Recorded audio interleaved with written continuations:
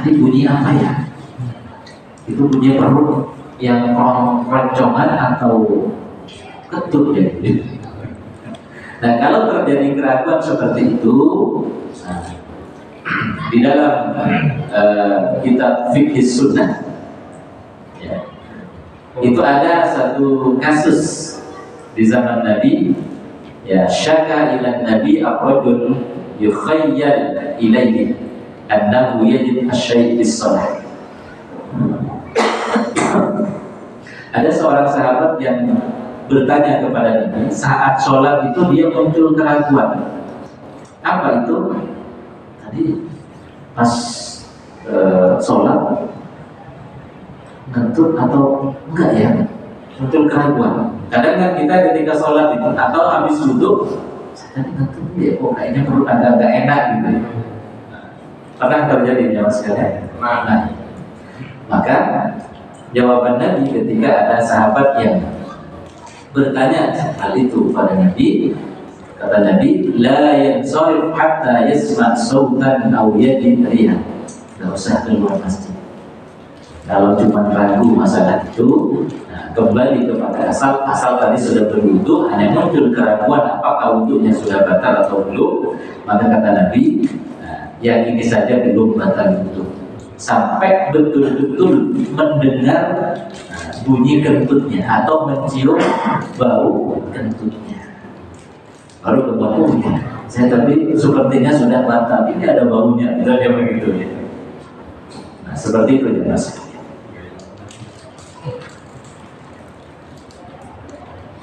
Nah, kemudian berikutnya yajibu lahul wudu, apa saja yang mengharuskan berwudu. Al-awwal as-salatu mutlaqan, mau melaksanakan sholat maka wajib hukumnya berwudu. Bukan hanya sebatas wajib, tetapi menjadi syarat sahnya sholat. La yaqbalullahu salatan biwayri tahurin. Sabda Nabi dalam hadis riwayat Al-Jamaah, tidak diterima salat seseorang tanpa berwudu. Allah tidak menerima salat seseorang yang tidak berwudu. Kemudian yang kedua, at-tawaf bil bait, melaksanakan tawaf. Melaksanakan tawaf harus dalam kondisi berwudu, suci dari hadas kecil dan hadas besar. Sebagaimana sabda Nabi sallallahu alaihi wasallam di dalam hadis riwayat Imam At-Tirmidzi dan yang lainnya, at-tawafu salatun illa anna Allah Ta'ala ahalla fihi kalam. Tawaf itu seperti sholat. Artinya apa? Harus dalam keadaan suci dari hadas kecil dan hadas besar. Hanya saja bedanya, kalau tawaf boleh sambil berbicara, asal bicaranya yang baik. Kalau sholat tak boleh sambil bicara. Itu perbedaan tawaf dengan sholat. Sama-sama harus ya dalam keadaan suci dari hadas kecil dan hadas besar. Itu yang pertama. Dan yang kedua, bagaimana dengan menyentuh mushaf Al-Quran? Apakah harus wajib berwudu terlebih dahulu? Gimana dia Mas? Tidak. Ada dalilnya di hadis Nabi di dalam Al-Quran, la yamassuhu illal mutahharun, tidak menyentuh Al-Quran kecuali yang suci. Kemudian hadis Nabi, la yamassuhu illa tahirun, tidak boleh menyentuh Al-Quran kecuali orang yang suci. Nah, gimana kira-kira? Harus punya wudu enggak? Menyentuh Al-Quran? Enggak.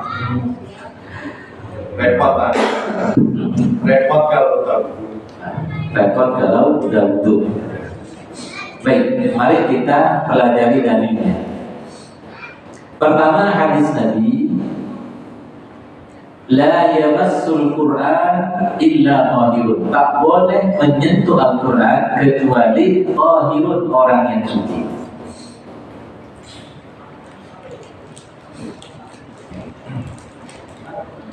Mazhab Syafi'i tegas, hadis ini menjelaskan harus suci dari hadas kecil maupun hadas besar untuk menyentuh Al-Quran. Tetapi sebagian pendapat yang lain, termasuk Muhammadiyah, tarjih Muhammadiyah, ya, bahwa istilah tahir, tahir itu artinya suci, itu lafzun mushtaq, lafaz yang memiliki banyak makna. Suci dari apa? Apakah harus suci dari hadas kecil dan besar, atau hanya suci dari hadas besar? Nah, Muhammadiyah bersama beberapa madhab meyakini yudlaku ala tahir min al-hadatil akbar, bahwa yang dimaksud dengan suci di sini adalah suci dari hadas besar. Artinya kalau kita sedang berhadas besar, junub, ya, kalau perempuan haid atau nifas atau junub, ya, maka tak boleh menyentuh Al-Quran. Tetapi kalau hanya berhadas kecil, maka boleh menyentuh Al-Quran. Apa dalilnya? Pertama, makna dari tahir tadi menurut sebagian ulama itu lafzun mushtaq, lafal yang memiliki arti yang ganda, bahkan banyak, ya, memiliki arti tidak hanya satu makna. Nah, pernah juga di dalam hadis Nabi sallallahu alaihi wasallam dari Aisyah, anna Nabi kharaja min al-ghaib wa qara'a syai'an min al-Qur'an wa qala hadha liman laysa bi junub, amma al-junub fala ayat. Jadi Nabi membaca Al-Quran keluar, sehabis keluar dari al-ghaib. Al-ghaib itu bahasa kita WC. Habis buang air, keluar Nabi baca Quran. Waqala, kemudian Nabi berkata, hada liman laisa bijunub, boleh asal bukan untuk orang yang junub. Jadi boleh asal bukan orang yang junub. Itu terkait dengan hadis la yamassul Quran illa tahirun, tidak menyentuh Al-Quran kecuali orang yang bersih. Menurut tarjih Muhammadiyah, bersih di sini yaitu bersih dari hadas besar. Jadi meskipun tak punya wudu, asal tak junub, itu boleh menyentuh Al-Quran. Kemudian makna yang lain dari tahir adalah yutlaqu 'alal mu'min. Makna lain dari tahir itu adalah orang yang beriman. Apa dalilnya? Dalam hadis yang sahih Nabi bersabda, al-muslimu la yanjus. Orang Islam itu tidak najis. Tidak najis artinya apa? Tahir, suci.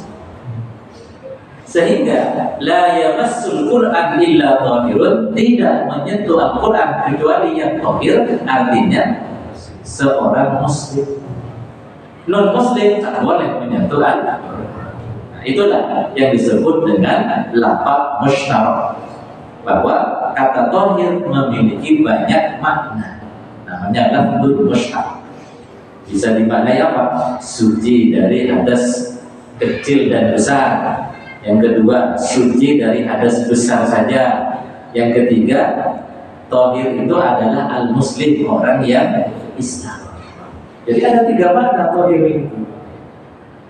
Karena Muhammadiyah punya kaidah at-taisir, memudahkan daripada susah tadi.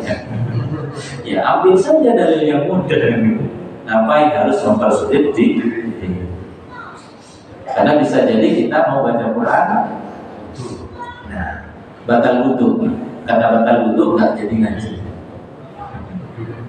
Kenapa? Kan harus wudu dulu. Sementara kalau kita mengambil dalil yang lebih ringan, meskipun batal wudu boleh menyentuh Al-Quran. Sehingga apa? Tetap mengaji.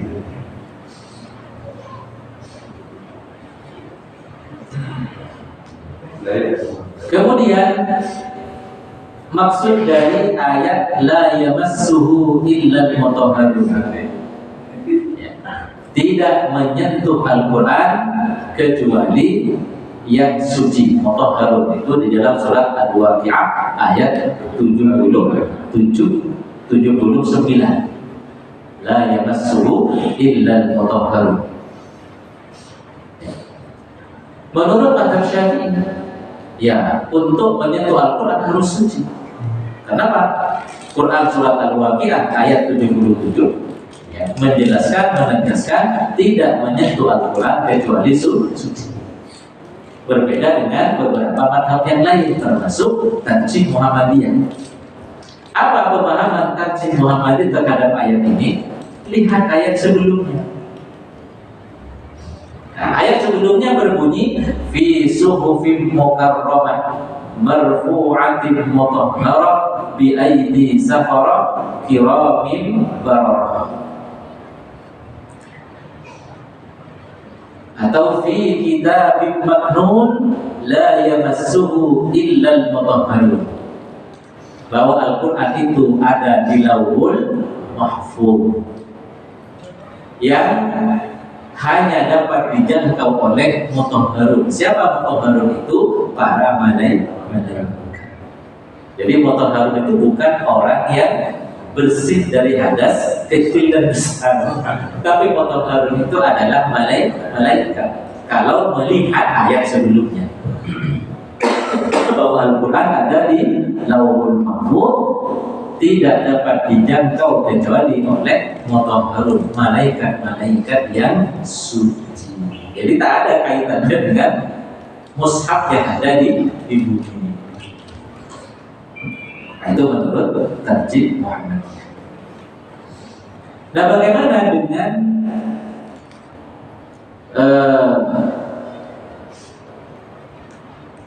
perempuan? Kalau laki-laki mah gampangnya, junub tinggal nanti selesai. Sementara perempuan yang haid harus nunggu 1 pekan. Ini gimana? Apa dalam 1 pekan tak baca Quran sama sekali? Kan begitu ya. Kalau yang bermadzhab Syafi'i, dia tak baca Quran sama sekali. Kenapa? Ya, mereka mengambil pemahaman bahwa yang berhadas besar, sedang junub atau sedang haid, tak boleh membaca Al-Quran. Ya. Tak boleh menyentuh mushaf. Maka jemaah sekalian, kalau menyentuh mushaf memang semua ulama sepakat, termasuk Tanjim Muhammadiyah. Dalam keadaan berhadas besar, kalau perempuan sedang haid atau nifas atau junub, itu tak boleh menyentuh mushaf.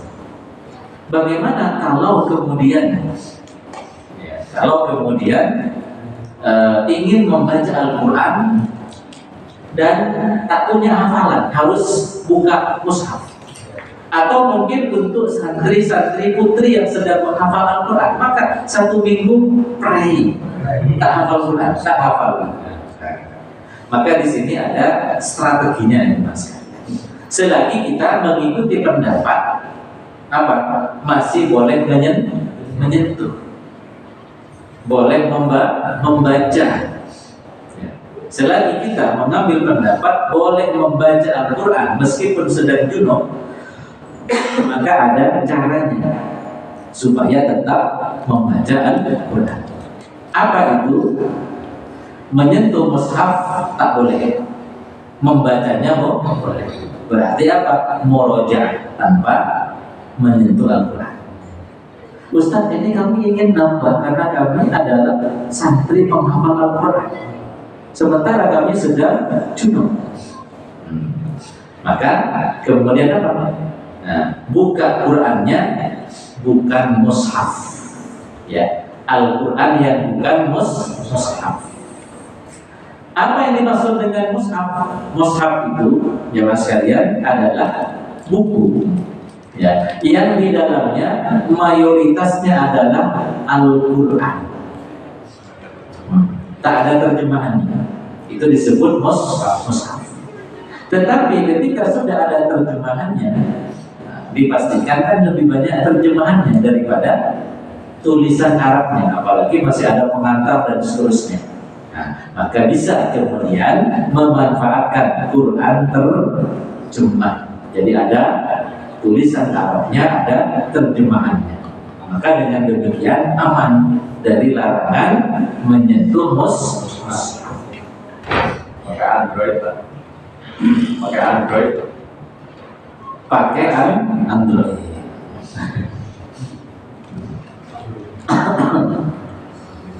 Tapi kalau di pondok kan santri tidak boleh memegang HP. Maka anak-anak kita, anak-anak perempuan kita yang sedang menghafal Quran di pondok, bekali juga Quran terjemahan. Sehingga meskipun mereka sedang haid, tetap tidak berhenti murojaah dan menambah hafalan yaitu dengan membaca mushaf yang ada terjemahan. Nah, ketika sudah ada terjemahannya, itu tidak lagi disebut dengan mushaf, tetapi apa? Ya, buku atau kitab. Bisa dipahami dengan sekalian? Itu tentang menyentuh mushaf. Baik, sebelum kita lanjutkan, mungkin ada pertanyaan.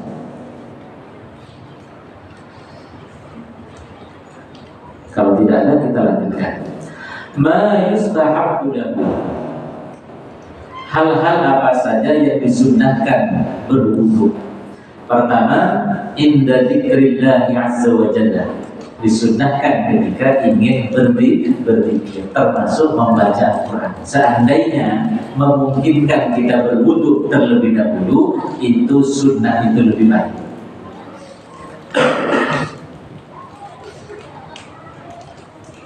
Sebagaimana terdapat di dalam hadis, annahu sallama ala nabi sallallahu alaihi wasallam wa huwa yatawadda falam yarid alaihi hatta tawadda faradda alaihi wa qala innahu lam yamna'ni an aradda alaika illa anni karihtu an tadhkurullah illa ala qawlati. Jadi Nabi Sallallahu Alaihi Wasallam kalau masih bisa berwudu, beliau berwudu terlebih dahulu sebelum berzikir.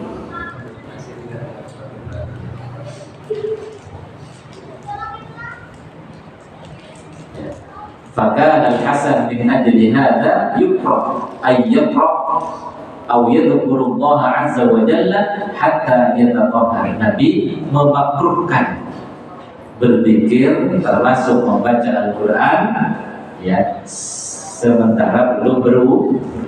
Jadi seandainya memungkinkan, berwudu dulu, baru kemudian berzikir, baru kemudian membaca Al-Quran.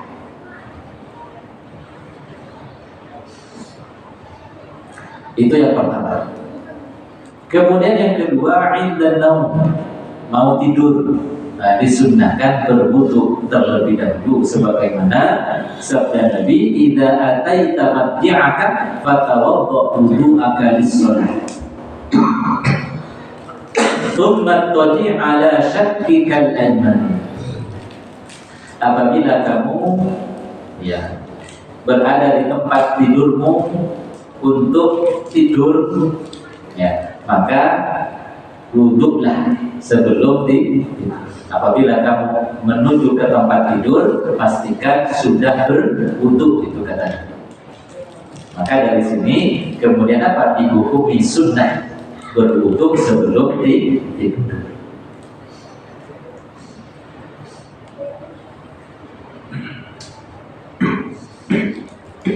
Atau hadis yang lain, karena Rasulullah sallallahu alaihi wasallam idza arada an yanama wa huwa junub ghasala farjahu wa tawadda wudu'ahu lis-shalah. Apalagi setelah junub. Ya.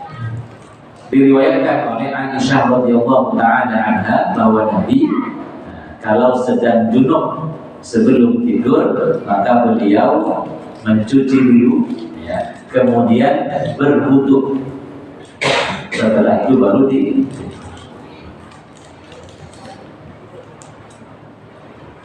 Kemudian yang ketiga, yustahabbul wudu lil junub. Bagi orang yang junub mau melakukan aktivitas disunnahkan berwudu terlebih dahulu. Idza arada an ya'kula aw yashraba aw yu'awidul jima' yustahabbu al-wudu.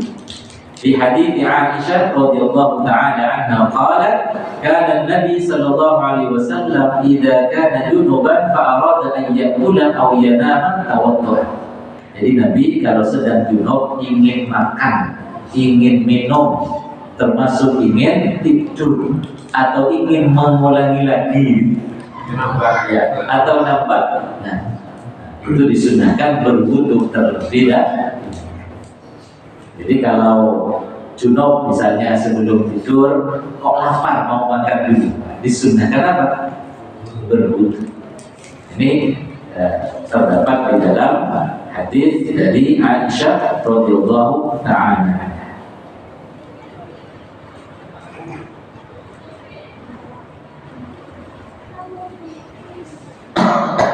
Apalagi mau mengulangi lagi, ya.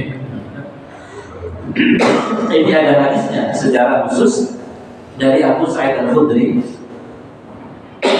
Nabi sallallahu alaihi wasallam qala, "Idza ata ahadukum ahlahu thumma arada an ya'um atau an yu'awwida falyatawadda." Apabila ada seorang laki-laki atau salah seorang di antara kalian melakukan hubungan suami istri, kemudian mau mengulangi lagi, falyatawadda, disunnahkan berwudu terlebih dahulu. Itu ya Mas. Itu yang ketiga. Jadi bagi orang yang sedang junub mau beraktivitas apa saja disunnahkan berwudu terlebih dahulu. Mau makan wudu, termasuk mau tidur wudu. Kemudian yang keempat, yundar qabla al-ghusli sawa'un kana wajiban aw mustahabban. Disunnahkan sebelum mandi wajib berwudu terlebih dahulu. Li hadits Aisyah radhiyallahu taala anha qalat kana Rasulullah sallallahu alaihi wasallam idza igtasala min al-janabah yabda fayaghsil yadayhi thumma yafrughu bi yaminihi ala shimalihi wa yaghsilu farjahu thumma yatawadda wudu'ahu lis-shalah. Jadi Nabi kalau mau mandi wajib itu berwudu terlebih dahulu. Bagaimana caranya berwudu saat mandi wajib? Ya, kalau kita membaca hadis ini, jadi sebelum berwudu Nabi membersihkan yang kotor terlebih dahulu, ya, membasuh kemaluan, baru setelah itu berwudu dan keras. Nah, kalau kita sekarang biasanya mandi kan pakai sabun. Dulu di zaman Nabi belum ada sabun. Ada. Ya, belum ada. Bahkan mohon maaf, membersihkan kemaluan sebelum mandi wajib itu Nabi pakai tangan. Pakai tangan. Sabun. Kenapa belum ada sabun? Nah, menurut Tarjih Muhammadiyah, sunnah membersihkan kemaluan dengan tangan bisa diganti dengan sabun. Kalaupun kemudian ada orang tidak bisa, namanya sunnah Nabi pakai tangan, ya pakai tangan. Ya silakan. Sih, sudah. Kalau Muhammad itu kan berkemajuan. Oh, sudah ada sabun, fungsinya sama dengan tanah, ya sudah pakai sabun. Sudah ada ilmu falak, ilmu hisab. Harus ke kebun. Sudah ada ilmu falak, ilmu hisab untuk menentukan awal bulan Hijriah, sudah kita ikut perkembangan zaman. Oh, tidak bisa, harus melihat langsung, ya monggo. Sekalian kalau mau adzan juga lihat supaya konsisten kan. Ya. Biar bilang harus tidak kita. Jadi itu hanya masalah khilafiyah. Ya, sama dengan tanah tadi. Nah, kalau tarjih Muhammadiyah itu sudah bisa ya menggantikan ya tanah dengan sabun. Kalau di zaman Nabi sekali lagi kita baca dalil-dalil itu, Nabi pakai tanah yang membersihkan rumah itu. Tapi tadi Muhammadiyah, nah, itu kan fungsinya supaya bersih. Dan sekarang sudah ada teknologi sabun, maka itu sudah cukup untuk menggantikan tanah.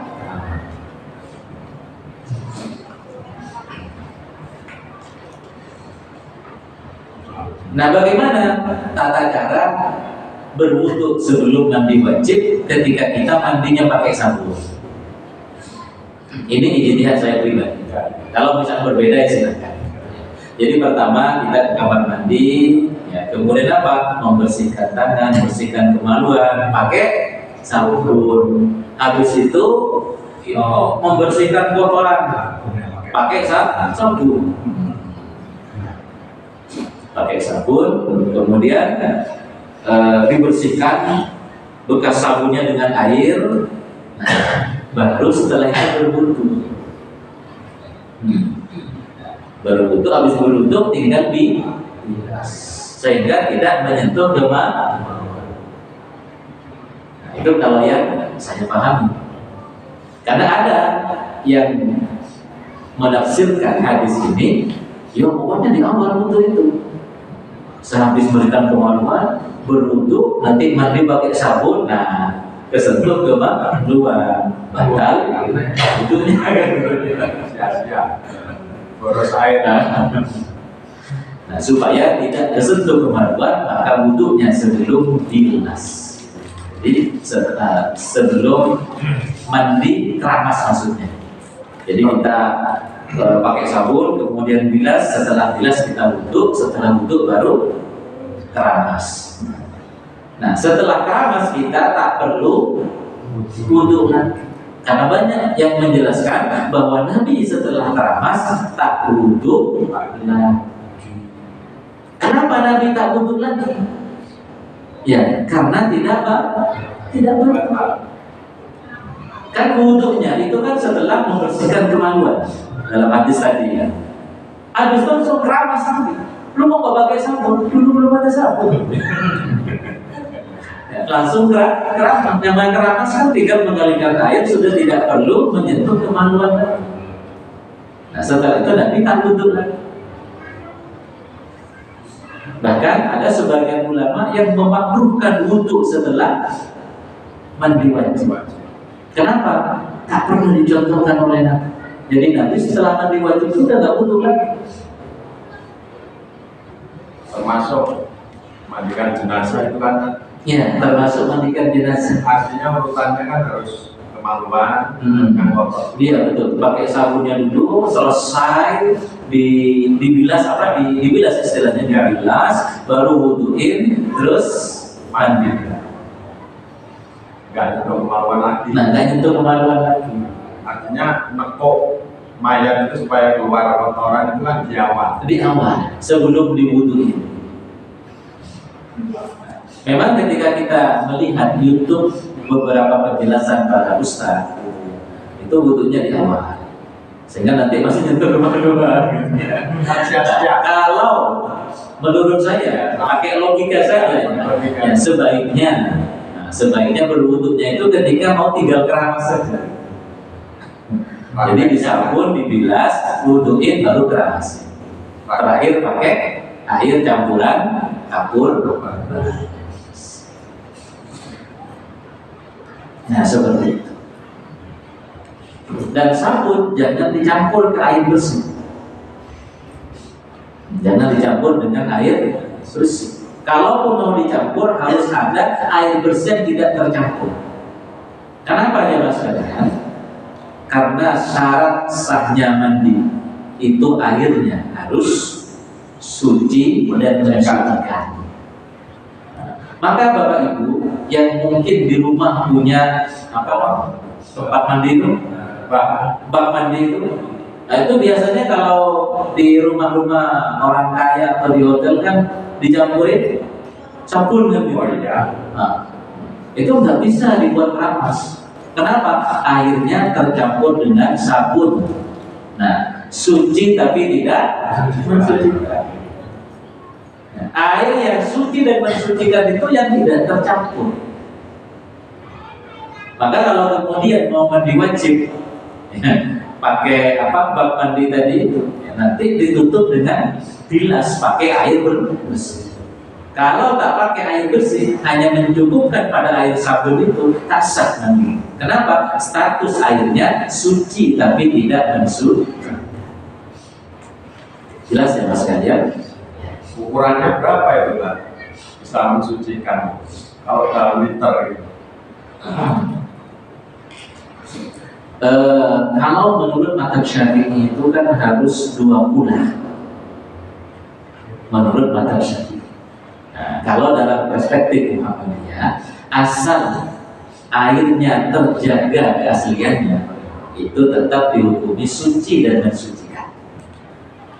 Apa maksud terjaga kemurnian airnya? Pertama, warnanya tidak berubah, baunya tidak berubah, rasanya tidak berubah. Saya dulu ketika kuliah di Ma'had Alim Muhammadiyah di Surabaya, nah karena air bersih saat itu terbatas, jadi pondok Ma'had Alim Muhammadiyah itu kan di daerah Krukut. Kalau Bali sumurnya asin ya. Kita buat nyuci itu udah rinsunya banyak itu ya nggak berbusa juga karena begitu asin. Akhirnya apa? Beli pakai air tangki karena dulu masih awal bangun, belum mengalirkan PDAM. Sehingga apa? Berhemat air. Saya perhatikan ada ustadz kami ambil 1 bak kecil itu, kemudian butuh air ini. Artinya berjatuhan. Itu kalau dalam mazhab Syafi'i itu kan mustahmal namanya.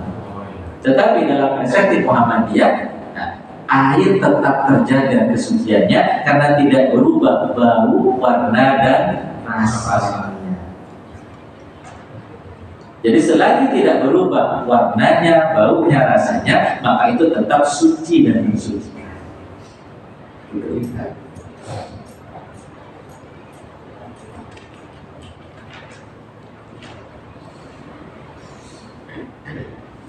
Kemudian disunahkan juga berwudu setiap kali mau sholat jika memungkinkan.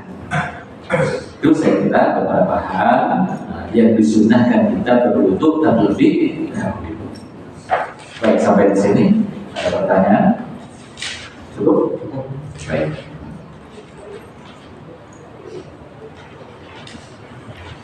Kalau dirasa cukup, demikian pembahasan pada kesempatan ini. Mudah-mudahan dapat menambah wawasan kita, tambah yakin dengan dalil-dalil yang kita pelajari, sehingga tidak ragu lagi ya kita bisa beramal terkait khususnya terkait demikian. Dengan mohon maaf, aku qouli hadza wa astaghfirullah li wa lakum. Assalamualaikum warahmatullahi wabarakatuh. Waalaikumsalam.